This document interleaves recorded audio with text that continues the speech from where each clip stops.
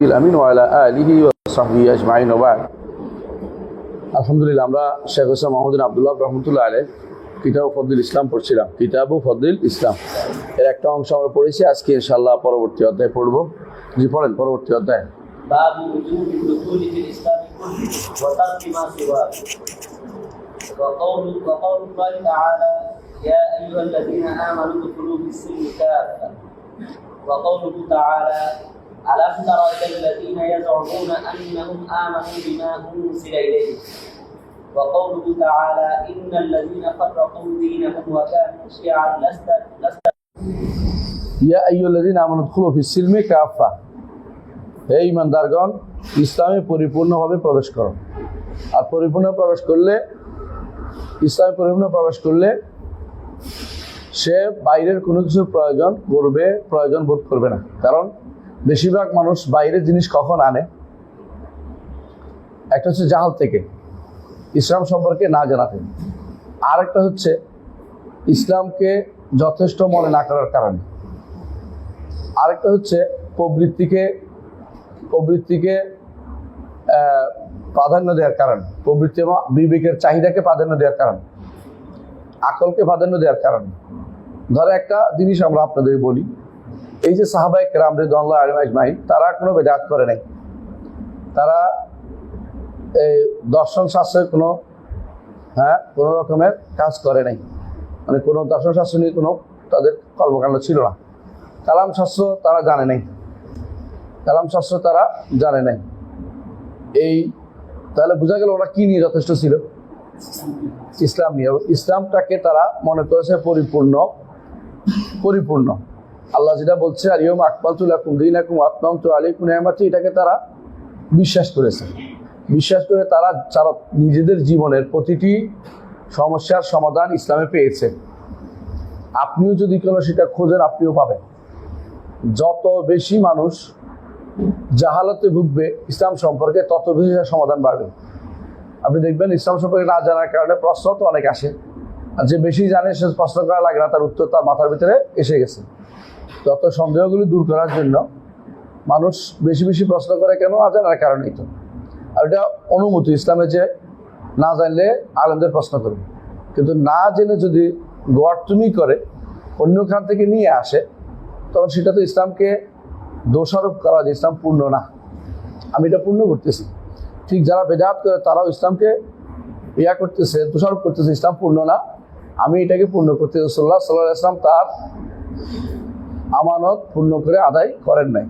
এই জন্য নাউযুবিল্লাহ, এই জন্য তিনি আয়াতটা এনেছেন যে ইয়া আইয়ুহাল্লাযীনা আমানু উদখুলু ফিস-সিলমি কাফা, ইসলামে তোমরা পরিপূর্ণ প্রবেশ করো। ইসলামে যদি পরিপূর্ণ প্রবেশ করো, তো ইসলামে আর বাইরের কিছু আনা লাগবে না। কারণ একজন মানুষের জীবনের প্রতিটি সমস্যার সমাধান ইসলামের মধ্যে রয়েছে।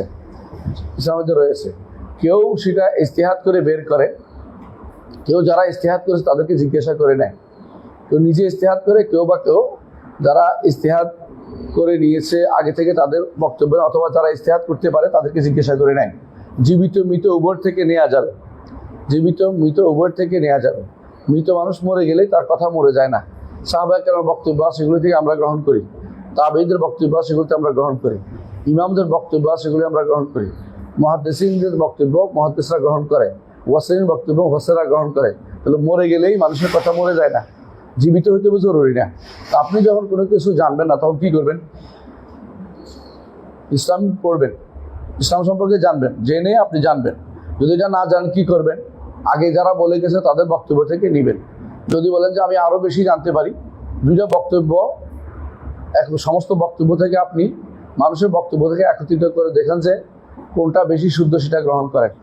এটাকে বলে তালফিক। এই তালফিক জায়েজ। ইমাম ইবনে আবিদিন রহমতুল্লাহ আলাইহি তার ফতোয়া শামিল মুকাদ্দমাতে উল্লেখ করেছেন যে তালফিক জায়েজ, তালফিককে নাজায়েজ করার কোনো সুযোগ নেই।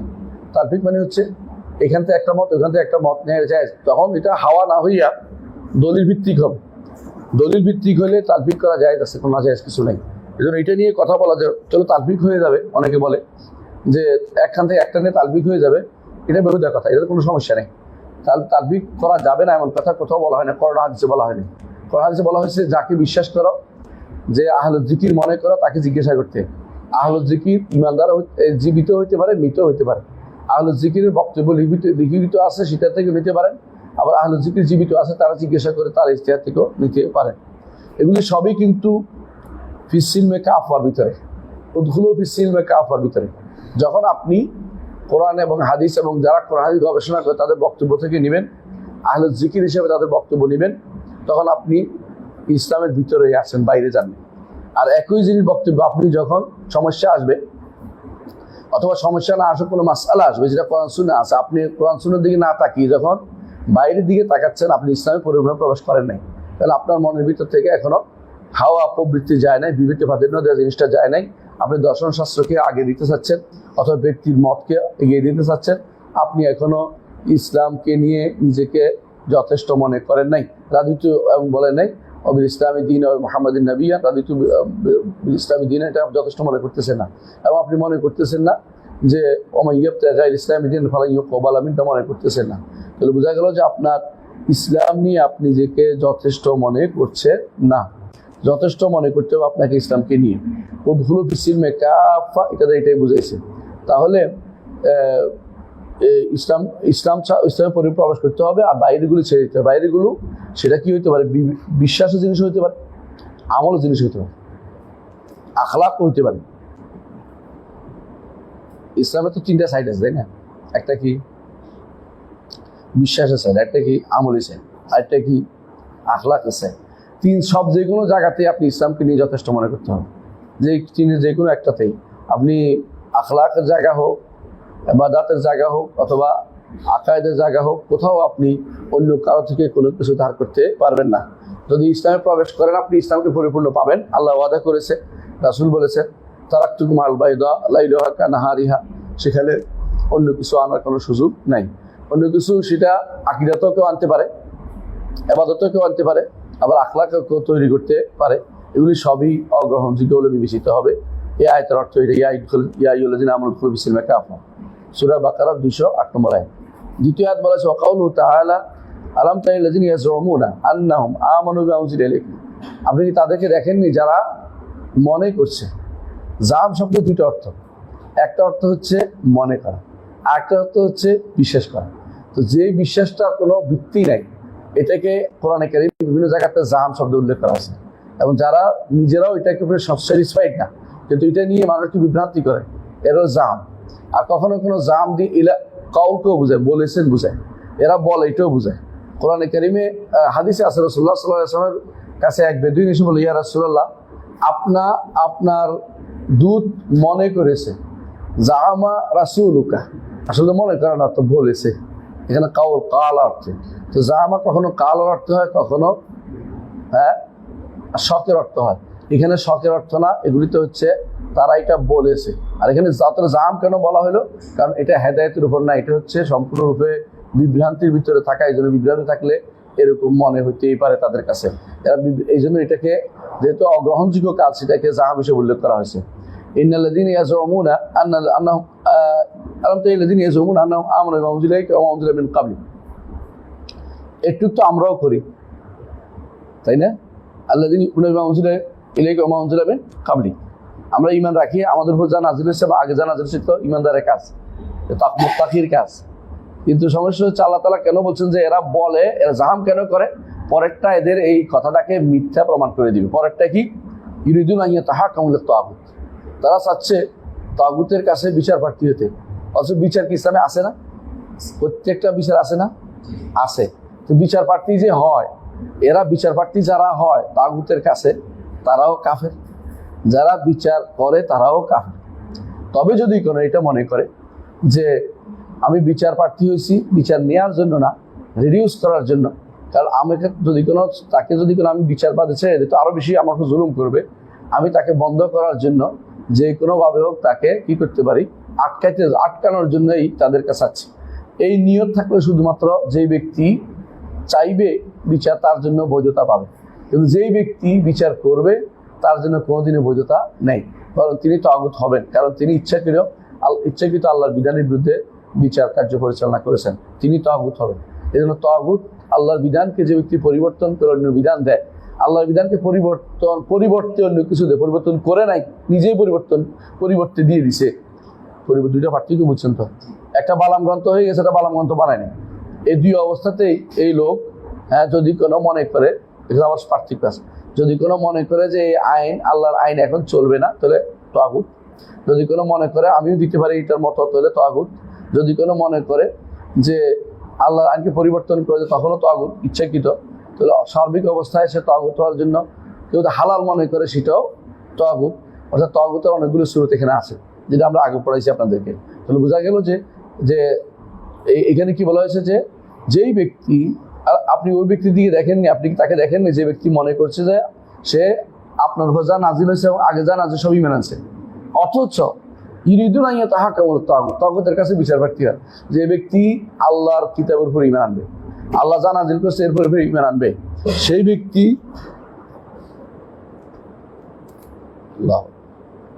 ব্যক্তি কখনো তাগুতের কাছে বিচার প্রার্থী হইতে পারে না। সে ব্যক্তি কখনো তাগুতের কাছে বিচার প্রার্থী হইতে পারে না, কারণ সে তো ঈমানে ভুল করছে। আগে যেটা করছে তার শুদ্ধ ছিল না, আগে যেটা বলছে এটা তার কি ছিল না, শুদ্ধ ছিল না। আগে যেটা বলছে যে আমি আল্লাহর উপর ঈমান, আপনি যা নাজিল করছে কোরআনের উপর ঈমান আনছি এবং আগে যা নাজিল করছে এগুলোর উপর ঈমান আনছি, এটা তাহলে শুদ্ধ ছিল না, কারণ সে তো তাগুতের কাছে গেছে, সে যথেষ্ট মনে করছে না। আর আমাদের কিতাব যথেষ্ট, এটা প্রমাণ করার জন্য এই আয়াতটা নিয়ে এসেছেন শাইখুল ইসলাম মুহাম্মদ ইবনে আব্দুল ওয়াহাব রাহমাতুল্লাহ আলাইহি। তিনি বলছেন যে এটুকু বলে আপনি পড়লে চুপ থাকলে বুঝে আসবে না, বাকিটা পড়তে হবে। ইউরিদুন আইয়া তাহা কামুইলা তাগুত, তারা চায় তাগুতের কাছে বিচার প্রার্থী হতে। এখানে শুধু বিচারের জায়গা বলছে, অন্যগুলি বলে না। এটা একটা জাস্ট উদাহরণ, যে বিচারের জায়গা যেমন হবে, আকীদার জায়গাতেও তেমন হবে, আখলাক নিয়ে আসলেও তেমন হবে।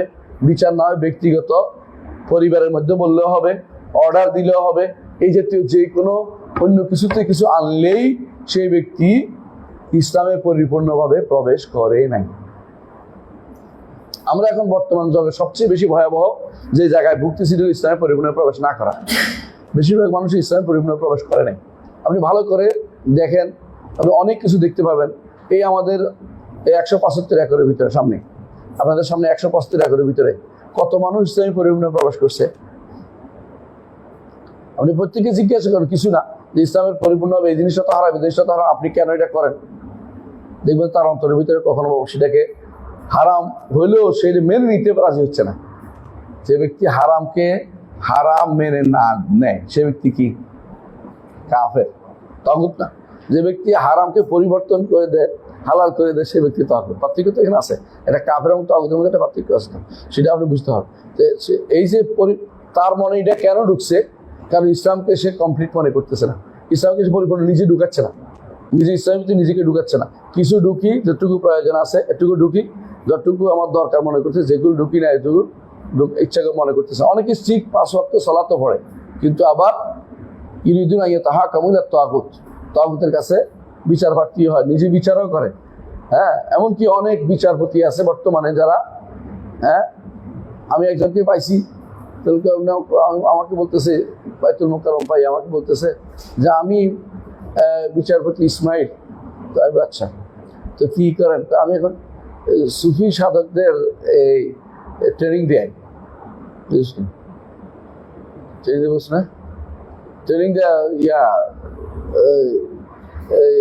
মোরাকাবা মুশাহাদার ট্রেনিং দেয়, তারপরে এগুলি ট্রেনিং দেয় তিনি, বুঝছিস না? তা বললাম যে এটা আবার কি জিনিস, তো শুনলাম না কোনো। কেন পিসাবরা আগে দিত না, আগেকার অলি আল্লাহ দিত না, আমরা এখন ওইটা ট্রেনিংয়ের ব্যবস্থা করেছি। মানে এখন কি হয়েছে, মানে এটা মানে অ্যাডভান্স স্টেজে গেছে। কারণ তুই তোরা ট্রেনিং দেবে নিয়ে কি ট্রেনিং দেবে এটা আল্লাহ জানে। মানে অন্তরের ভিতরে তো এখন ট্রেনিং ঢুকাই দিবে যে এইভাবে মোরাকাবা করতে হয়, মুশাহাদা করতে হয়, এর সিদ্ধান্ত নিচ্ছে। এটাও কিন্তু আমাদের সিনিয়র ভাইরা খুব পছন্দ করে। তো এটা খুব বেশি পরিমাণে এদের মধ্যে দেখা যায়, এটা এই ট্রেনিংটা। তো ওনাদেরই কোনো ব্যক্তি, ওনার নাম হলো বিচারপতি ইসমাইল সাহেব, উনি এই কামটা করে, আমার সাথে খুব গর্ব করে বলতেছে।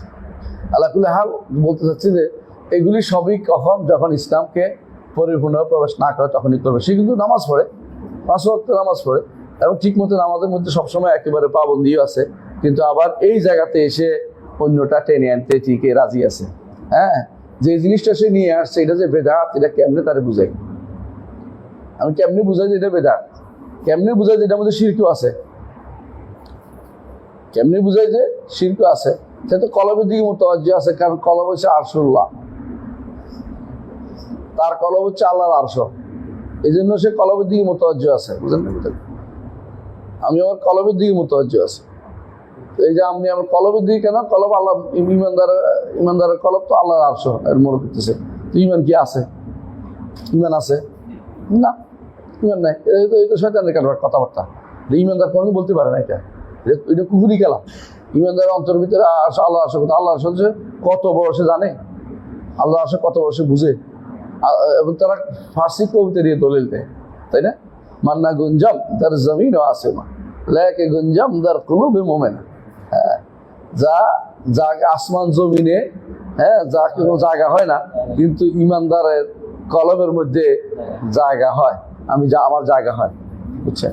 তার কুলুবে মোমেনা। ফার্সি কবিতা হচ্ছে দলিল, ফার্সি কবিতা হচ্ছে দলিল। হ্যাঁ, আবার ফার্সি কবিতার মধ্যে এরকম ওরা এই সুফিবাদ, ওরা এত ভয়ানক উদাহরণ দিতে পারে। বলছে ইমাম মালিক বলছে, যে ব্যক্তি ফেকা অর্জন করেছে, তাসাউফ গ্রহণ করে নাই, সে ব্যক্তি জিন্দিক হয়ে গেছে। এই জাতীয় ডাহা মিথ্যাচার ইমাম মালিকের উপর করতেছে। ইমাম মালিক এই কথা কোনোদিন বলেন নাই। ইমাম মালিকের কোনো বইতে এটা আসে নাই। বলতে এত বড় কথা যদি থাকতো, ইমাম মালিকের কিতাবের মধ্যে অবশ্য থাকতো। ইমাম মালিকের বই লেখা হয়েছে না মুদাওয়ানা, ছাত্ররা কেউ বলে নাই। ঠিক 600 বছর পরে ওনার এক ছাত্র লাভ দিয়ে উঠে ইমাম মালিক এটা বলছে, বলে দিলে কি আমরা গ্রহণ করবো নাকি? ইমাম মালিক থেকে এটা বলতে হবে। 600 বছর পরে একজনে বলে দিছে, হ্যাঁ, তাও মরক্কো থেকে ইমাম মালিক বলছে। আমাদের দেশে যেমন আবু হানিফা রাহমাতুল্লাহ নামে অনেক মিথ্যাচার আছে। হ্যাঁ, ওনাকে কেউ বাড়াইতে, হ্যাঁ, যে দেখছে যে পানির দিকে ময়লা পড়ে যাচ্ছে, ওইটা কেরামতি, মানে গুনাহ পড়ে যাচ্ছে, এটাও দেখতেছে উনি। অমিন বাবিল হুব্বিল আতালুনি, আর ওই আরবরা বলে, ভালোবেসে আমাকে তিরস্কার করো না। তুমি এত ভালোবাসতে যে মিথ্যা কথা কইও না যে মানুষ আমার মৃত্যু বানাই ফেলবে, এমন কথা বলা উচিত না। ঠিক এরাও কি করছে, মালিকের নামে মিথ্যাচার করে। আবার মালিকের নামে মিথ্যাচার সুফিরা আরেকটা করে। ইমাম মালিক 7 দিন বসে থাকতেন, বাথরুমে যাইতেন না। 8ম দিনে, হ্যাঁ, তিনি কোথায় যাইতেন? ও মদিনার থেকে বাইরে যাইয়া বাথরুম সেরে আসতেন। আবার আরেকটা বানাইছে ইমাম মালিক রহমতুল্লাহ নামে, যে তিনি কি করতেন না, মদিনাতে জুতা পায়ে হাঁটতেন না, খালি পায়ে হাঁটতেন, মসজিদ নবীতে ঢুকতেন, তাই না? এগুলি বসে বসে বানায় মালিক ইমামদের নামে। এগুলি সবগুলি মূল কথা হচ্ছে এটা, এরা ইসলামকে নিয়ে যথেষ্ট মনে করতেছে না, ইসলামের ভিতরে পরিপূর্ণ প্রবেশ করে নাই। কিছু ইয়াফআলু যালিকা মিনকুম ইল্লা খিজিয়ুন ফিল হায়াতিদ দুনিয়া ওয়া ইয়াউমাল কিয়ামাতি ইউরাদ্দুনা ইলা আশাদ্দিল আযাব ওয়া মাল্লাহু বিগাফিলিন আম্মা তা'মালুন। হ্যাঁ, আল্লাহু বিগাফিলিন আম্মা তা'মালুন। জি, তাহলে বোঝা গেল যে কোরআনে কারীম আমাদেরকে যে নির্দেশ দিচ্ছে, উদখুলু ফিস-সিলমি কাসিলমি কাফা, শেখ হোসেন মোহাম্মদ বিন আব্দুল্লাহ ওইটাই চেয়েছেন যে আমরা ইসলামে পরিপূর্ণ প্রবেশ করতে হবে। পরিপূর্ণ প্রবেশ করলে বাইরের দিকে তাকানোর সুযোগ নেই, বাইরের দিকে তাকানোর কোনো সুযোগ নেই, একটু তাকানোর সুযোগ নেই। অথচ আমরা বাইরের দিকে যা আছে এগুলো না তাকাইলে আমাদের ইউনিভার্সিটি চলে না। আমাদের ইউনিভার্সিটির যে ডিপার্টমেন্টগুলো আছে এগুলি কি শুধু কোরআন হাদিস পড়ায়? হ্যাঁ, শুধু ইসলাম পড়ায়? কি পড়ায়? অর্থনীতি কি পড়ায়? ইসলামিক অর্থনীতি পড়ায়? সমাজনীতিতে, রাষ্ট্রনীতিতে, পৌরনীতিতে কি পড়ায়? যেগুলি পড়ায় এগুলি তো ইসলামের না একটা। এবং ইসলামের কথা বলতে গেলে তো বলবো যে এখনো পুরান জিনিস নিয়ে আসতেছে, মানে নতুন জিনিস এটা। তাহলে এরা ইসলামের ভিতরে প্রবেশ করেনি। আরেক দিক থেকে আলোচনা, একই জিনিস আলোচনা বিভিন্নভাবে আসে মনে রাখবেন জন্য। ইসলামের ভিতরে তারা প্রবেশ করে নাই, ইসলামের ভিতরে তারা পরিপূর্ণভাবে প্রবেশ করে নাই, বরং অন্যগুলি এখনো ছাড়তে পারে নাই, জাহিলিয়াত এখনো ছাড়তে পারে নাই, অথবা জাহিলিয়াতের দিকে তাকিয়ে আছে। তো হতে পারে, সব দিক দিয়ে হতে পারে যে তখনকার দিনে মুনাফেকরা এই কাজটা করতো। তখনকার দিনের মুনাফেকরা অথবা তখনকার দিনের ইহুদি নাসারা এটা করতো। ইহুদি নাসারা এটা করতো কেমনে জানেন তো ঘটনা? হ্যাঁ, ইহুদির মধ্যে এক লোক আইসা বিচার চাইছে তার কাছে। মুনাফিকদের মধ্যে এক লোক আইসা বিচার চাইতে গেছে এর কাছে, কাব ইবনে আশরাফ এর কাছে। ওমরের কাছে ঘটনা শুদ্ধ না, এই জন্য বললাম না। আরেকটা ঘটনা আছে, কাব ইবনে আশরাফের কাছে বিচার চাইতে গেছেন। কারণ মুসলমানদের বিচার তার কাছে ভালো লাগে না, অথচ সে দাবি করে যে সে মুসলিম। সে মনে করে যে সে ইমান আনছে, আল্লাহ যা নাযিল করেছে তার উপরে, আগে যা নাযিল করেছে তার উপরে, অথচ বিচার প্রার্থী হয়েছে কার কাছে? কাব ইবনে আশরাফ। এই জন্য যখন তাগুতের একটা তাফসিরও আসছে কাব ইবনে আশরাফ, এর অর্থ কি? মানে এই ঘটনার সাথে রিলেটেড এটা। এর অর্থ এই না যে সবসময় কাব ইবনে আশরাফই তাগুত, আর কোনো তাগুত নাই, কথা বলার কোনো সুযোগ নেই। কারণ যত লোকে এরকম উল্টাপাল্টা করবে সব তাগুতের অনুসারী। তাহলে ধর্মনীতি, রাষ্ট্রনীতি, পৌরনীতি, সমাজনীতি সবগুলি ইসলাম থেকে নিতে হবে। ইসলাম পরিপূর্ণে প্রবেশ করে সবগুলি পাওয়া যাবে। আর অন্যগুলি আপনি নেন, অন্তরে স্থান দেন, তাহলে আপনি তাগুতের কাছে বিচার প্রার্থী হলেন। আপনি ইসলামের পরিপূর্ণে প্রবেশ করেন নাই, আপনি তরক করতে পারেন নাই, ইসলাম ছাড়া অন্য কিছুকে পরিত্যাগ করতে পারেন নাই। আচ্ছা, এরপরে বলছেন শেখ যে ওয়াকাউলুহু তাআলা, আর আল্লাহর বাণী, ইন্নাল্লাযীনা ফাররাকু দীনাহুম ওয়া কানু শিয়া'আন লাস্তা মিনহুম ফি শাই'। নিশ্চয়ই যারা ফাররাকু দীনাহুম, দিনকে ভাগ ভাগ করে ফেলেছে। কোন কোন কিরাআতে ফারাকু দীনাহুম আছে, মানে দিনকে তারা বন্টন করেছে, মানে ভাগ করে ফেলেছে, আলাদা করে ফেলেছে, আলাদা আলাদা করে ফেলেছে। ওয়া কানু শিয়া'আন, এবং সেটাকে কি করেছে? হ্যাঁ, দল উপদলে ভাগ করছে। যারা দিন থেকে আলাদা হয়েছে এবং দল উপদলে ভাগ হয়েছে, লাস্তা মিনহুম ফি শাই', আপনি তাদের কোনো ব্যাপারে আপনি নাই, কিছুতে আপনি নাই। আচ্ছা, দিনকে ভাগ কারা করেছে? দিনকে ভাগ কারা করেছে? দিন কখন পর্যন্ত পরিপূর্ণ বলে সবাই স্বীকার করে দুনিয়া? রাসূলের যুগ না? তারপরে মূল ধারা যেটা, সাহাবায়ে কেরাম দিনকে পরিপূর্ণ পেয়েছে না? তাবেঈন ইমামরা পরিপূর্ণ পাইছে না? এর বাইরে যারাই ভাগ হয়েছে ওরাই কি করছে? ফেরকা হচ্ছে। এরা কারা? খারেজিরা। সাহাবায়ে কেরামের নীতি পছন্দ হয়। কি পছন্দ হয় না? সাহাবায়ে কেরাম হচ্ছে গণমানুষ। সাহাবারা হচ্ছে গণমানুষ, মানে তারা মনে করে সাহাবায়ে কেরাম কিছুই বুঝতো না, তারা শুধুমাত্র তোতার মতো পড়ে যাইতো। আর ওরা বুদ্ধিমান, বুঝছে, এই জন্য তারা কি করবে? রাষ্ট্রের বিরুদ্ধে ষড়যন্ত্র করবে, রাষ্ট্রের বিরুদ্ধে আন্দোলন করবে। খারেজিদের একটা বড় নীতি হচ্ছে রাষ্ট্র, আর কোনো চিন্তা তাদের নাই। রাষ্ট্রের চিন্তা যত মানুষের মাথায় তুলছে, মনে করে খারেজি জীবনে তার মধ্যে কিছু না কিছু আছে। রাষ্ট্রের চিন্তা আসবে কার? হ্যাঁ, শাসকের। রাষ্ট্র চিন্তা, যার রাষ্ট্র চিন্তার দরকার তা, আর যখন দরকার তখন। সারাক্ষণ রাষ্ট্র চিন্তা তো আমার কাজ না। যখন দরকার কখন? যখন রাষ্ট্রপতি বানাবেন, যে আপনাদের দায়িত্ব, আমাদের দায়িত্ব, সবার দায়িত্ব। কিন্তু এর বাইরে রাষ্ট্রপতি হয়ে যাওয়ার পরে ভুল হলে তাকে কি করতে হয়? সংশোধন করতে হয়। কিভাবে? বলার মাধ্যমে। যদি শোনে, সরাসরি বলার মাধ্যমে। যদি সরাসরি বলার সুযোগ না থাকে, তাহলে ভুলটা ধরার মাধ্যমে। ব্যক্তিকে বলা না, ভুলটা ধরার মাধ্যমে। এটা হারাম, এটা হারাম, এটা হারাম।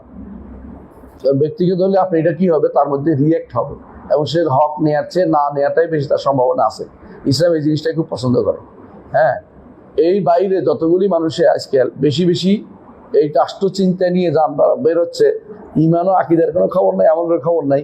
বেশিরভাগের মধ্যেই খারেজিপনা অথবা শিয়াপনা অথবা মানে বিভিন্ন ফেরকার তাদের দ্বারা ফেরকা দ্বারা প্রভাবিত হয়েছে। তাহলে এরা খারেজিরা কি করেছে? ইসলামকে কুল মনে করে নাই। সাহাবায়ে কেরামের ইসলামকে যথেষ্ট মনে করে নাই। সাহাবায়ে কেরামের শেষের দিকে সাহাবায়ে কেরাম জীবিত ছিল, কিন্তু কেউ কি খারেজি হয়েছে?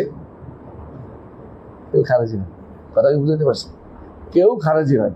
বোঝা গেল খারেজিদের মতটা, খারেজিদের বুঝটা সাহাবায়ে কেরামের বুঝের সাথে মিলে নাই। আর যেই বুঝটা সাহাবায়ে কেরামের বুঝের সাথে মিলে না, সেই বুঝটা কি নয়? সঠিক নয়। এবং সেই বুঝটাই হচ্ছে বাইরের থেকে নেয়া বুঝ, ইসলামে সম্পূর্ণভাবে প্রবেশ করে। কারণ ইসলাম কমপ্লিট হচ্ছে সাহাবায়ে কেরামের দ্বারা। এর আগে যুগেও কমপ্লিট ছিল, এর আগেও কমপ্লিট ছিল। তো রাসূলের যুগে, সাহাবীদের যুগে মা আনা আলাইহি ওয়া আসহাবি সেটা কমপ্লিট ছিল। এরপরে যখনই মানুষ ভিন্ন ভিন্ন মত নিয়ে আসছে, ইসলামের ভিতরে তারপর প্রবেশ করে বাইরের দিকে তাকাইছে। বাইরের দিকে তাকানো, যেমন এখন আন্দোলন, যদি কোনো আপনি ইসলামের উপর থাকেন তাহলে তো আপনি আন্দোলন করতে পারবেন না, অনেকে বলে। মানে তাহলে আন্দোলনটা করতে কি নিছে? বাড়িতে। কোনটা থেকে? গণতন্ত্র অথবা মানসতন্ত্র, অথবা মুক্তন্ত্র থেকে নিচ্ছেন। এই যে এই যে আন্দোলনটা নিচ্ছেন আপনি, এটা তো আপনি ইসলামের ভিতরে পান না বলে নিচ্ছেন। ইসলামের ভিতরে পাওয়ার জন্য দলিল পাচ্ছেন না, দলিল খুঁজে খুঁজে শেষে বলে দৌড় দেয় কি সাহাবায়ে কেরাম কিছুই করেন নাই, কারণ তারা আসলে করতে সক্ষম ছিলেন না। মানে ইমানি জজবার অভাব মনে করতেছে, ইমানি জজবার অভাব মনে করছে অনেক, নাউজুবিল্লাহ। আপনি তো তাদেরকে বলেন যে এই কাজের পক্ষে আপনি দলিল দেন, প্রথমে দলিল দিবে একটা বানোয়াট, যদি না পারে বানোয়াট দিতে তো শেষে একটা অপব্যাখ্যা বানাবে। অপব্যাখ্যা যদি না পারে শেষে কইব যে ওনাদের সময় ওনারা সাহসী ভূমিকা পালন করতে পারেন নাই, ওই যে একজনে করছে অমুকে কি করছে উনি, এটা যদি কোনো শাসকের বিরুদ্ধে নাও হয় তো ওনাদের কাছে এইটাই দলিল যে এটা বলছে, কারণ এই উনি তো কথা একটা বলছে, কথাটা কোথায় বলছে, কথাটা কোথায় বলছে, রাস্তায় রাস্তায় বলছে, মিম্বার উপর বলছে কিনা, এই জিনিসটা তাদের কাছে নাই। হ্যাঁ, পরিবর্তন হিসেবে পরিবর্তন করবেন, আপনার ক্ষমতা থাকলে পরিবর্তন করবেন, আলাদা কথা, কিন্তু পরিবর্তন না থাকলে শুধু শুধু আপনি এটা নিয়ে রেশারেশি করা, ভাগাভাগি করা, এটা আমাদের নিয়মিত ব্যাপার। এটা খারিজের কথা বললাম। শিয়ারা কি করছে, ভাগ করছে কেমনে? সাহাবায়ে কেরাম সবার প্রতি আমাদের ভালোবাসা আছে, শিয়ারা কি করছে, কিছু মানি কিছু মানি না, ভালোবাসি একজনকে একজনকে ঘৃণা করি, এই তো ফালসাফা, এই নীতি তৈরি করে দিয়েছে। এটা হলো ফারদেক তাসুদ, ভাগ করে তুমি কি করো, শাসন করো, ভাগ করো আর শাসন করো, এই চিন্তা চেতনা নিয়ে তারা তৈরি হয়েছে এই শিয়ারা। তো এই শিয়ারা এই চিন্তা চেতনা এখনো কাজ আছে, এখনো কাজ করে যাচ্ছে, সারা দুনিয়াতে এখনো কাজ করে যাচ্ছে। তাহলে বোঝা গেল যে যারা এই জাতীয় ভাগ করে, তারা মানে দিনকে এইভাবে যত ইসলামিতে পরিপূর্ণ প্রবেশ না করে, যারা এই জাতীয় ভিন্ন মত নিয়ে আলাদা হয়ে গেছে, ভাগ হয়ে গেছে, দল হয়ে গেছে, আল্লাহ তাআলা বলছেন লাস্তা মিনহুম বিষয়, আপনি তাদের মধ্যে নেই। এরা খারেজি হইতে পারে, শিয়া হইতে পারে, মুরজিয়া হইতে পারে, কাদারি হইতে পারে, জাবারি হইতে পারে, আশারি হইতে পারে, মাতুরিদি হইতে পারে, মুতাজিলা হইতে পারে, যেগুলো আমরা বলি মৌলিক আকিদা, মৌলিক ফেরকা, তো এগুলি মৌলিক ফেরকা, তো এগুলি যেগুলি বলছি এগুলি হচ্ছে মৌলিক ফেরকা, ইসলামের মধ্যে মৌলিক ফেরকা এরা। এর বাইরেগুলি সবগুলো এগুলি থেকে শাখা হয়েছে, এগুলি থেকে শাখা হয়েছে। 72 ফেরকা জবাব এগুলি থেকে শাখা হয়েছে, এগুলি আসতে সামনে আলোচনায় যে 72 এগুলিরই শাখা, এগুলিরই শাখা। তাহলে এই বোঝা গেছে যে ইমানদাররা কখনো, যারা ইমানদার তারা ইসলাম ছাড়া অন্য কিছুকে তারা গ্রহণ করে না, বাইরে কিছু নেওয়ার তারা ক্ষেত্রে বারবার বলে যে এটা নেওয়া যাবে না, এটা নেওয়া যাবে না, কিন্তু অন্যরা যথেষ্ট ইসলামের ভিতরে সম্পূর্ণ প্রবেশ না করার কারণে বাইরের দিকে হাত বাড়ায়, যে এইটা এখন দরকার, এটা ছাড়া চলবেই না, এটা ছাড়া চলতেই পারে না। হ্যাঁ, এটা ছাড়া চলতেই পারে না, বুঝুন কিনা? আমাদের একজনে আমাকে প্রশ্ন করেছে আজকে, আপনাদের শোনার জন্য বুঝছি, বলতেছে যে একজনে টাকা দিবে আরেকজনকে, এখন সুদ নিবে না, এখন বলতেছে আচ্ছা তুমি সুদ নিও না, তুমি সার্ভিস চার্জ হিসেবে দিও।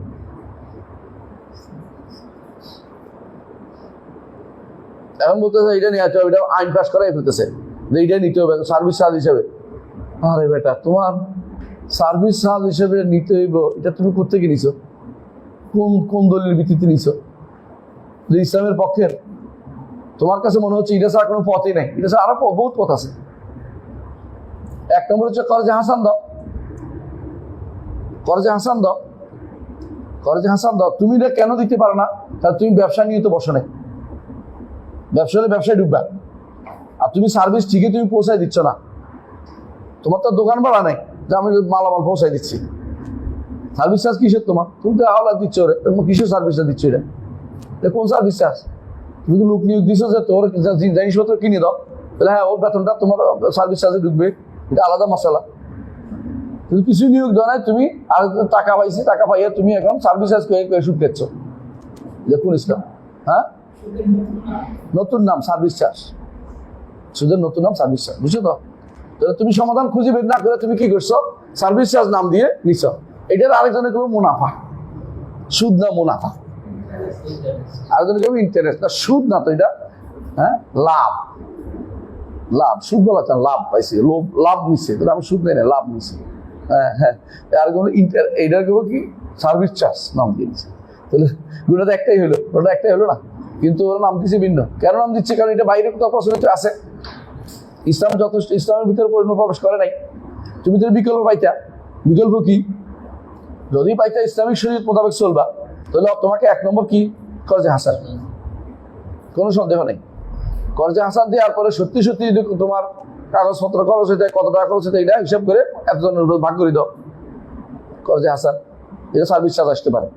তুমি একটা কাগজে লিখছিলে, কাগজটা 10 টাকা দিয়ে কিনছিল, 10 টাকা ভাগ করে দাও 100 জন যত নিচে তোমার থেকে, এটা সার্ভিস চার্জ। সত্যি সত্যি এটা থাকবে। কিন্তু সার্ভিস চার্জ নাম দিয়ে সুদ খেবা নির্ধারিত করে 4% হলো সুদ, 5% হলো সার্ভিস চার্জ। হ্যাঁ, তুমি মানে সুদ না বুঝে এই টাকা দিচ্ছি 4% সার্ভিস চার্জ, 5% সার্ভিস চার্জ। পাগল বলছো? সার্ভিস কই? তোমার কি সার্ভিস এখানে? তুমি তো টাকা না দিচ্ছি, তুমি হাঁটার রাস্তায় ঘরে রাখো, কিসের সার্ভিস দিচ্ছ তুমি? মানে এত বড় জুলুম আল্লাহ, এত বড় মিথ্যুক আল্লাহ দুনিয়াতে হইতে পারে? আর এগুলি পাশ করা ইসলামী বিশ্ববিদ্যালয়, তুমি কি মনে করো এগুলিকে যদি এটা করে থাকে কেউ? এই জাতীয় কাজ। 3 নম্বর সমাধান কি? 1 নম্বর হলো বললাম কি কর্জে হাসান। 2 নম্বর সমাধান কি? 2 নম্বর সমাধান হচ্ছে সত্যি সত্যি তৃতীয় পক্ষকে দেয়া, যে ঠিক আছে এই টাকা দিয়ে তৃতীয় পক্ষ তোমাকে সব মালামাল কিনে দেবে। মালামাল কিনতে গেলে তার আসা যাওয়ার খরচ আছে, হ্যাঁ, তার বেতন আছে। কেউ যে ব্যক্তি কিনে দিবে সে ব্যক্তি এটা দায়িত্ব নিবে। কেউ তাবাররু করে যে আমি কিন্তু নিব না, পয়সা খরচ করবো না, কিনে দেবো, তাহলে তুমি 1 টাকাও পাইবে না। বুঝলেন কথাটা? বিশ্ববিদ্যালয়ের আগেও এরকম আমাদের বন্ধু বান্ধবরা এরকম নিয়েছে, এরা একে অপরকে সহযোগিতা করেছে। এরা কি করছে, ওর টাকা নিয়ে ওর রড কিনে দিছে, ওর টাকা নিয়ে ওইটা কিনে দিছে, ওইটা কিনে দিছে। তো তুমি ওখানে নতুন করে সার্ভিস চালু করছো কোন হিসাবে? ইসলাম এটার নাম নয়। তুমি ইচ্ছা করে একটা চালু করে দিয়ে ইসলামিতে ঢুকাই দিবা। ইসলাম তুমি ইসলামিতে প্রবেশ করো নাই, তোমার এখন এদিক টাকাও ওদিক টাকাও। কেন? কিছু লাভ কিভাবে করা যায়, কোন বুদ্ধির আবিষ্কার করা যায়। ওদখুলু ফিস-সিলমি কাফা, ইসলামে পরিপূর্ণভাবে প্রবেশ করো। তর্কে মা সেওয়া, বাইরের দিকে তাকানো বন্ধ করে দাও। কয় নম্বর সমাধান গেল? 2 নম্বর। 3 নম্বর কি সমাধান হইতে পারে? কর্জে হাসান একটা, এটা কি? 3 নম্বর তৃতীয় মাধ্যমে করো। 3 ধরনের মাধ্যমে করো, তাই না? চতুর্থ হলো তুমি নিজেই বলছো আমি টাকা না দিয়ে আমি তোমাকে সরাসরি লগ্নি করবো। নিজেই লগ্নি করো, তুমি নিজেই লগ্নি করো যে আমি তোমাকে মাল কিনে দিচ্ছি, নিজেই করো ব্যবসা। তুমিও যুক্ত হয়ে যাও, মুশারাকায় যাও, মুদারাবায় যাও, এটাও করতে পারো। এগুলি কিছুই করবো না। সংক্ষেপে সার্ভিস চার্জ নাম দিয়ে সুদ খাওয়ার একটা বড় বুদ্ধি তৈরি করে দিয়েছে। এগুলো ইসলাম কোনোদিন অনুমোদন করে না। এগুলো মানুষের কারণ এটি কেন করে বলেন তো? একটাই কারণ, মা দাখালা ফিল ইসলামে কাফা, ইসলামে সে পরিপূর্ণভাবে প্রবেশ করে নাই, পরিপূর্ণ প্রবেশ করে নাই। সে এখন ইসলামও রাখতে চায়, দাড়িও রাখতে চায়, হ্যাঁ, নামাজও পড়তে চায়, ইসলামিক লেভেলও রাখতে চায়, কিন্তু আবার মন বলে যে তাহলে কিভাবে হবে? সমাধানটা কি? সমাধান চাইতে হবে কার কাছে? লা আলিমাহুল্লাযীনা ইস্তামবিতুনাহু মিনহুম, যারা ইস্তেমবাত করতে। তো কিন্তু টিভিগুলো ইসলামিক নাম দিয়ে মেয়েদের খবর পাঠান প্রায় আসছে। মেয়েদেরকে নিয়ে আবার দেখি মেয়েরা টক শো করতেছে কোথায় টিভিতে। কোন ইসলামিকা? মেয়েরা প্রশ্ন উত্তর দিচ্ছে টিভিতে বসে বসে। ওই বেটা কি যে মানুষগুলি তাকাচ্ছে সব কি মহিলা? হ্যাঁ, সবগুলি খুঁজছে মনে হয়, খোঁজা সবগুলি। এই জন্য পুরুষগুলি সব খোঁজা, তো বেটার দিকে তাকাই আছে, তো মহিলার দিকে তাকাই আছে সবগুলি। সংসদে যাইবে যে মহিলা, এগুলি কি মুখ বন্ধ করে যাইব? একদম মুখ বন্ধ করে। কেন যাইব? কে বলছে যাইতে? এটাও তো কথা। আর মুখ বন্ধ করে কি যাইতে হইব নাকি? হারাম জিনিসে মুখ বন্ধ করে যাইতে হবে নাকি? এগুলি বললে খারাপ, কিছু বলা যাবে না। বললে সমস্ত মানুষের বিরুদ্ধে আপনি চলেন, ভেজাল লাগান। এভাবে এখন চলা যায়। আপনি ইসলামে প্রবেশ করেন নাই, ইসলামে পরিপূর্ণভাবে প্রবেশ করেন নাই। দুখুল ফিল সিলমি কাফা। এরপরে ইবনে আব্বাস জন্য তাফসীর করেছেন, আরেকটা আয়াত আনছেন তিনি। আয়াতটা কি? ইয়াউমা তাবিয়াদ্দু উজুহুন ওয়া তাসওয়াদ্দু উজুহ। কিছু চেহারা শুভ্র হবে, কিছু চেহারা কালো হবে। শুভ্র কারা হবে? কাদের চেহারা শুভ্র হবে, কাদের চেহারা কালো হবে? আল্লাহ তাআলা কোরআনে কিন্তু উল্লেখ করে দিয়েছেন, ইয়াউমা তাবিয়াদ্দু উজুহুন ওয়া তাসওয়াদ্দু উজুহ ফাআম্মাল্লাযীনা সাদাত উজুহুম আকাফারতুম বা'দা ঈমানিকুম ফাযুকুল আযাব বিমা কুনতুম তাকফুরুন ওয়া আম্মাল্লাযীনা বিয়াতাত উজুহুম ফাফি রাহমাতিল্লাহি হুম ফিহা খালিদুন। ঈমানদার কাফেরদের উদাহরণ দিয়েছেন, খেয়াল করছেন কিনা? কিন্তু ইবনে আব্বাস রাদিয়াল্লাহু আনহু ঈমানদার কাফেরের বাইরেও অন্য কিছুতে উদাহরণ দিয়েছেন। এটা খুবই গুরুত্বপূর্ণ। এটা কেন গুরুত্বপূর্ণ বলেন তো? এটা বলতেছি, শুনবেন ভালো করে বুঝেন। ইবনে আব্বাস রাদিয়াল্লাহু আনহু বলছেন যে তাবিয়াদ্দু উজুহ আহলিস সুন্নাতি ওয়াল ইতিলাফ। আহলুস সুন্নাতি ওয়াল ইতিলাফ বুঝছেন? ইতিলাফ অর্থ হলো আহলুস সুন্নাতি ওয়াল জামাআহ, বুঝছেন কিনা? আহলুস সুন্নাত ওয়াল জামাতের, এটা কারি ইবনে আব্বাসের বক্তব্য না, সাহাবায়ে কেরাম বলছে না। তারপরে কিছু মানুষ আসবে গবেষক, গবেষক না গোয়েষক, তো এরা টানে বলতেছে যে আহলুস সুন্নাত জামাত নাম দিলেও তো বেদাত হয়ে যাচ্ছে, মানে মানুষের কাছে বলা যাবে না। নামটা কে দিছে? ইবনে আব্বাস দিছে। আহলুস সুন্নাতি ওয়াল ইতিলাফ, যে আহলুস সুন্নাত ওয়াল ইতিলাফ, আহলুস সুন্নাত ওয়াল ইজতিমা, আহলুস সুন্নাত ওয়াল জামাআহ, এটা ইবনে আব্বাসের বক্তব্য। আরেক জায়গাতে জামাতে আসছে, সরাসরি জামাতে আসছে। আপনারা এটা পড়ে নেবেন বইটার মধ্যে ভালো করে, বলছিলাম না কালকে, তরিকুল হিদায়াহ বইতে পড়বেন, সনদ উল্লেখ করা আছে। এবং যদি আপনার ইমাম লালাকাই রহমতুল্লাহ আলাইহির কিতাব সর আকিদাতা সর উসুল ইতিকাদ আহলুস সুন্নাহ ওয়াল জামাআহ বই পড়েন, তাহলে অনেক নস পাবেন, ইমামদের নস পাবেন, আর অন্তর শান্তি হবে। কুতুবুস সুন্নাহগুলি পড়বেন দয়া করে, কুতুবুস সুন্নাহ যতগুলো কিতাব আছে কুতুবুস সুন্নাহ এগুলি পড়বেন, তাহলে সনদ দিয়ে পাবেন ফুলান ফুলান ফুলান আন ইবনে আব্বাস আন নবী, এইভাবে সনদ পাবেন। পুরোটার মধ্যে সনদ দিয়ে কথা বলা হয়। আর অন্যরা দাবি করে, আমরা দাবি করি না, আমরা সনদ দিয়ে বর্ণনা করি। ওনারা দাবি করে অমুক হয়েছে অমুক হয়েছে, দেখবেন যে জীবনে কোনোদিন কিয়ামত পর্যন্ত দলিল দিতে পারবে না, দলিলগুলি মুখস্থ, তা চালু করে দেয়। আর আমরা কি বলি? আমরা বর্ণনা করি, দাবি করি না। ওরা বলছে এটা বলি, প্রমাণ করি যে বইতে আছে, ও বইতে আছে, ওদেরটা কোনো বইতে নাই। বইতে হ্যাঁ, ওদের বই দিতে পারবো কি?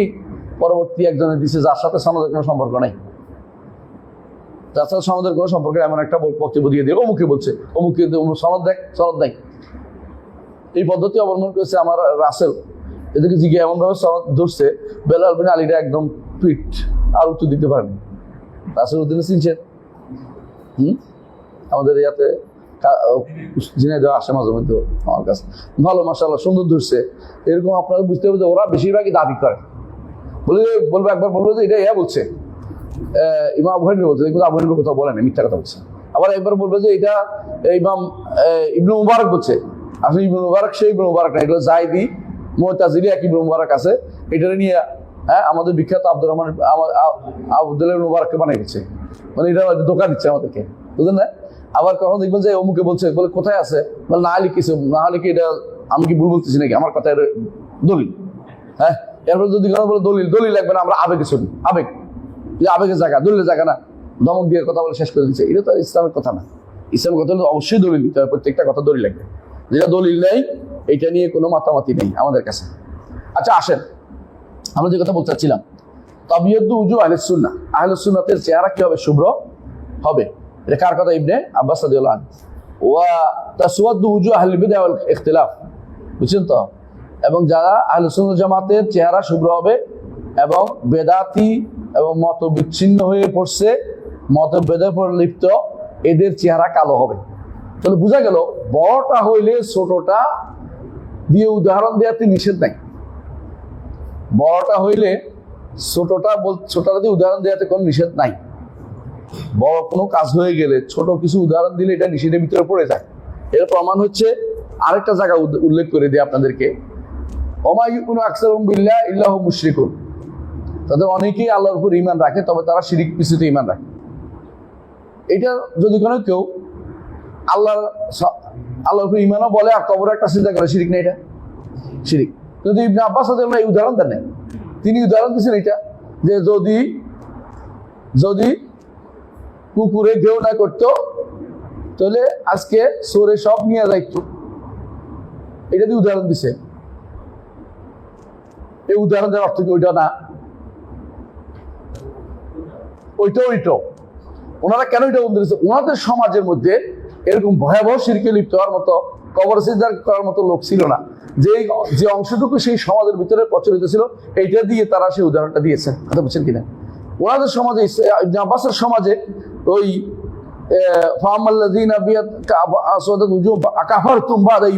এটুকু যায় নাই।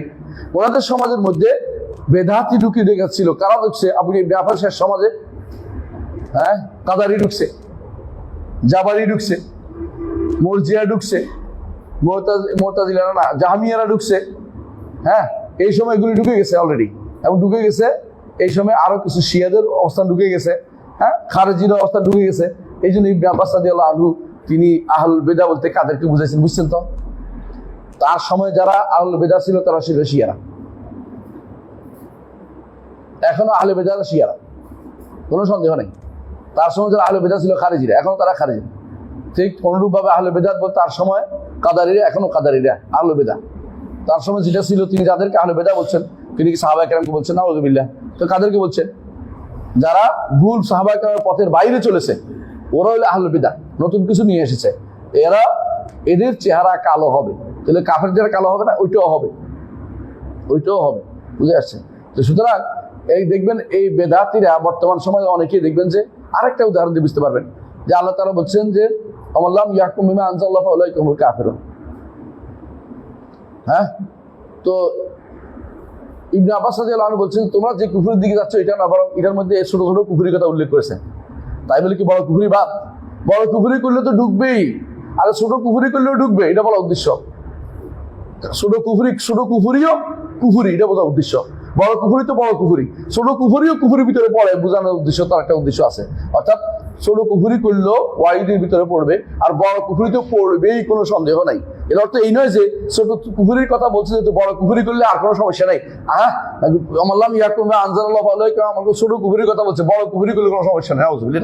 এই বুঝতে কিছু কিছু মানুষের ভিতরে ঢুকে গেছে। বুঝলেন আমার কথা? এই জাতীয় বুঝ করা যাবে না। বোঝা গেল ইবনে আব্বাস রাদিয়াল্লাহু আনহু বা সাহাবায়ে কেরাম যখন কোন তাফসীর করতেন, বুঝতে হবে যে নিজের পক্ষে এটাও ঢুকে, এটাও ঢুকে। কাফের হলে চেহারা কালো হবে, ইমানদার হলে চেহারা সাদা হবে। ঠিক আহলুস সুন্নাত ওয়াল জামাত ইমানদারের মুখপাত্র হিসাবে তাদের চেহারা কি হবে? সাদা হবে। আর বেদাতিরা ওদের পক্ষের বারিদ হিসাবে, বেদাতিরা কুফরের বারিদ হিসাবে তাদের চেহারা কালো হবে, তাদের চেহারা কালো হবে। আচ্ছা, তাহলে বোঝা গেল কেন এটা দিয়ে দলিল দিচ্ছি, কেন যে বেদাতিরা কেন কালো হবে? কারণ ইসলামের পরিপূর্ণ প্রবেশ করে নাই। হ্যাঁ, অন্য কিছু ছাড়তে পারে নাই, বেদাত নিতে নিয়েছে, বেদাত টেনে আনছে, মিলাদ আর মুনাজাত। হ্যাঁ, মিলাদ কে আর মুনাজাত, তিন জিনিস টেনে আনছে। আমরা কোনো কারো নাম বলিনি। ওয়ান আব্দুল্লাহ ইবনে ওমর রাদিয়াল্লাহু আনহু, আব্দুল্লাহ ইবনে ওমর রাদিয়াল্লাহু আনহু থেকে বর্ণিত আনহুমা। হ্যাঁ, পড়েন। قال رسول الله صلى الله عليه وسلم لا يأتينا على ইয়ান্না হবে মনে হয়, ওলা ইয়াতিনা হতে পারে, অসুবিধা নেই। হ্যাঁ, لا يأتينا على أمتي ما أتى على بني إسرائيل حذو النعل بالنعل حتى إن كان فيهم من أتى أمه علانية كان في أمتي من يصنع ذلك وإن بني إسرائيل تفرقت على 72 ملة وتمام الحديث قوله وستفترق هذه الأمة على 73 فرقة كلها في النار إلا واحدة قالوا من هي يا رسول الله قال ما أنا عليه اليوم وأصحابي আসহাবি। মাশাআল্লাহ, অনেক সুন্দর হাদিস, স্পষ্ট আপনাদের কাছে, সবাই আগে থেকে পড়ছি আমরা হাদিস। এটা রাসূলুল্লাহ সাল্লাল্লাহু আলাইহি ওয়াসাল্লাম বলেছেন লা ইয়াতিনা আলা উম্মতি মা আতা, অবশ্যই আসবে আমার উম্মতের উপরে যা আগে এসেছে, আমার উম্মতের উপরে আসবে যা আগে বনি ইসরাঈলের উপরে আসছে। হাদওয়ান নাল বিল নাল, জুতা কেন বলছে বলেন তো? জুতা সাধারণত সমান হয়, একটা লম্বা একটা বাইকটা হয় না, একটা লম্বা, এই জন্য হাদওয়ান নাল বিল নাল। হাত্তা ইনকানা ফি মান আতাউ মা আলানিয়াতান, ইনকানা কেন বলছে? যদি তাদের মধ্যে কেউ যদি কি বলে এমন কোনো অপকর্ম করে মায়ের সাথে, এই উম্মতের মধ্যেও তা করবে। এটা কিন্তু ইনকানাদি বলছে, এর অর্থ হচ্ছে এটা তখনও আসে না, এটা পরে আসছে। পাশ্চাত্যে এখন ফ্যামিলি সেক্স চালু হয়েছে, ফ্যামিলির বাইরে তারা নাউজুবিল্লাহ বিয়ে শাদী করে না, বিয়ের না দরকার নেই, ফ্যামিলি ছাড়া তারা অপকর্ম করে বেড়াচ্ছে। রাসূলুল্লাহ সাল্লাল্লাহু আলাইহি ওয়াসাল্লাম এটা ভবিষ্যৎবাণী এখন প্রতিফলিত হয়ে গেছে, যেটা হবে ওদের মধ্যে। আর সেটা দেখা দেখি আমাদের দেশে এখন চালু হয়েছে নারী কমিশন। নারী কমিশনের উদ্দেশ্য এটাই, বিয়ে উঠে যাবে, বিয়ে করবে নাকি? কেন বিয়ে করবো? বিয়ে করলে আমার সম্পদ অর্ধেক লয়ে যাবো, কেমন? বিয়ে করলে তালাক দিলে অর্ধেক নিয়ে যায়, বুঝছেন তো? পাশ্চাত্যে অপকর্ম দেখলে কিছু বলতে পারে না, নারী শাসিত এলাকা পুরোটাই নারী। এই জন্য পাশ্চাত্যে মাঝে মাঝে মিছিল বের হয়, আমরা নারী হবো। এই জন্য পুরুষগুলি নারী হয়ে যাচ্ছে কেন? নারীর অনেক সুবিধা, ওখানে অভিযোগ সব নারীর পক্ষে। বাংলাদেশে এখন নারীর পক্ষে অভিযোগ, পুরুষরা নির্যাতিত এটা ভুলে গেছে, নারীরা সব নারী নির্যাতন করতেছে। পুরুষ নির্যাতন হচ্ছে আমার চোখের সামনে, আমি এত শত শত কেস দেখছি। পুরুষ বেটা কিছু করার নাই, ঘরে এসে কোনো রকম চুপচাপ বসে থাকে, যাওয়ার সময় কোনো চুরি করে বেরিয়ে চলে যায়, মানে কোনো কথা না, ঘরের ভিতরে যেটা আছে এটা দাজ্জালের বড় পাহাড় তাই তৈরি হয়েছে, দাজ্জাল না বড় কিছু নিয়ে আসছে। সেই জন্য বিয়ে না, সে তো মনে করছে একটা ইয়া ঢুকে আনছে বড়, হ্যাঁ, ঘরের ভিতরে একটা বিপদ ডেকে আনছে, বিয়ে না। এই জন্য অনেক সমাজের মানুষ বিয়ে শাদী করবে না, এরপরে কি হবে, ওই ওদের মতো হবে। ওরা যেমন বিয়ে শাদী না করে অপকর্ম করে বেড়াবে, এরা অপকর্ম করে বেড়াবে। তো ওদের অনুসরণকারী হবে এই উম্মত।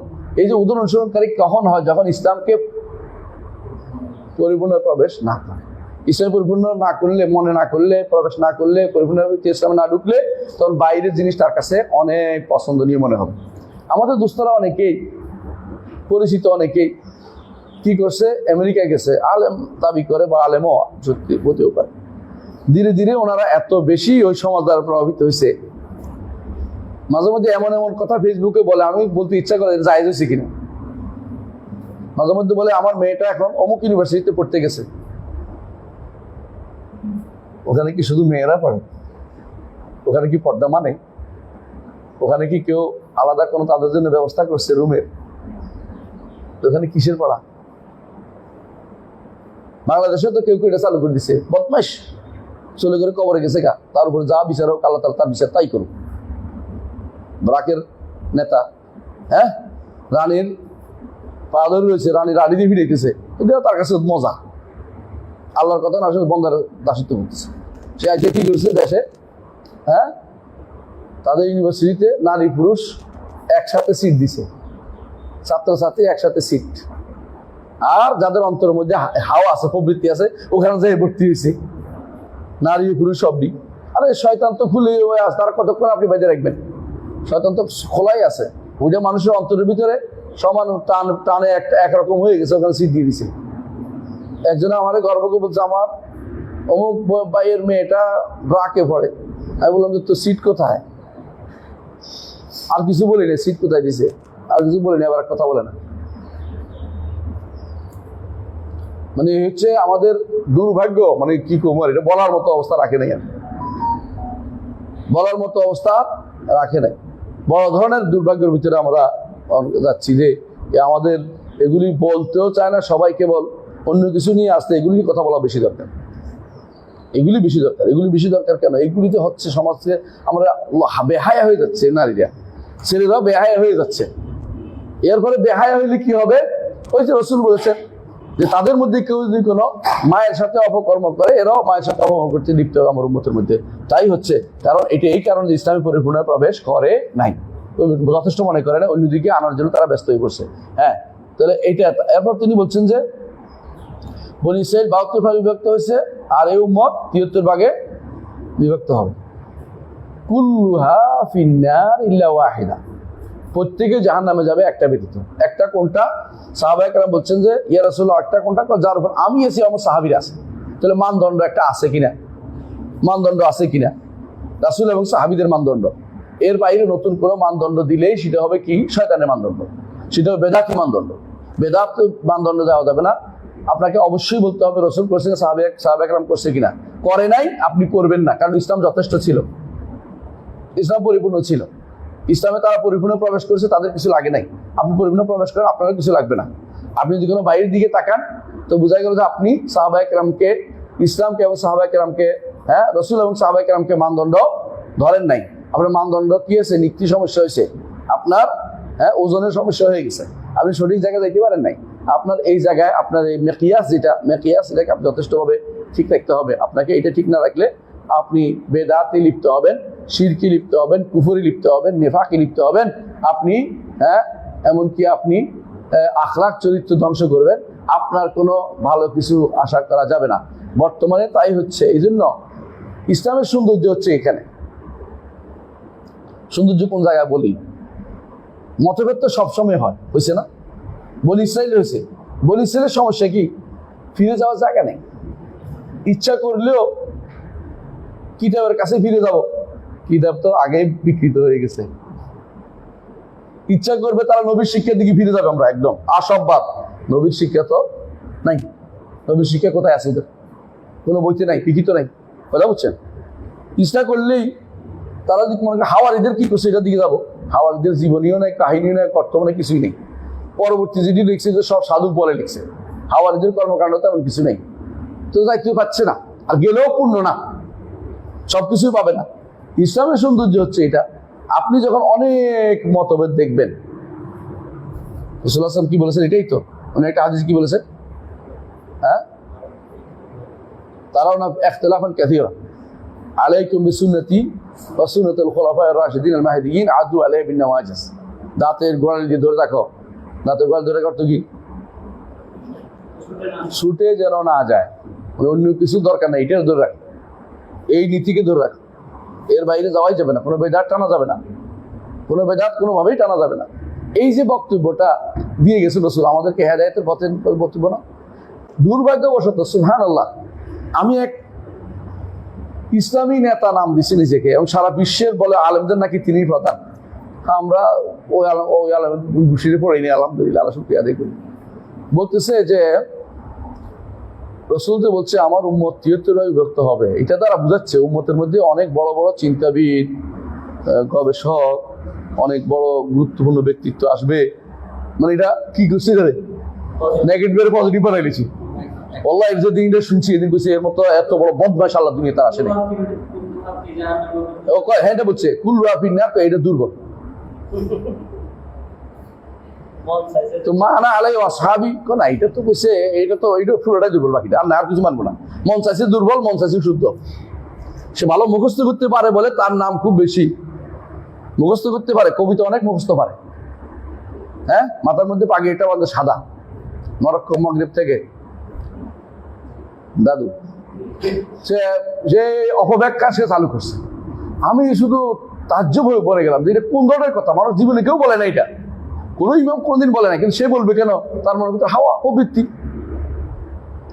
সে পীরের কাছে গেছে, যে পীর খুব বিখ্যাত, তার কাছে আপনি একটা থুতু দিয়ে দেন মুখের মধ্যে, হ্যাঁ, থুতু নিবে সে এখন।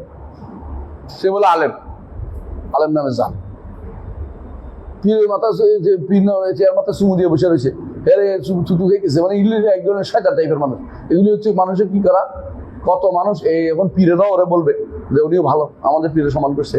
মানে এলো হ্যাঁ, আলেম ৩ প্রকার না, একটা হলো কি দরবারে আলেম, তাই না, আরেকটা কিসের আলেম, উম্মতের আলেম, আরেকটা কি মিল্লাতের আলেম।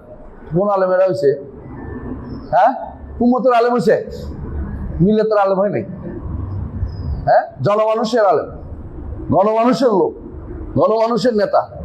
এটা নিয়ে অহংকার করে অনেকে, গণমানুষের নেতা, তিনি গণমানুষের নেতা। হ্যাঁ, ইসলামের মধ্যে এই জাতীয় কোনো স্থান নাই, নেতা হইতে পারে, ইসলামের কোনো স্থান নেই। এগুলো সব সামনে আগে।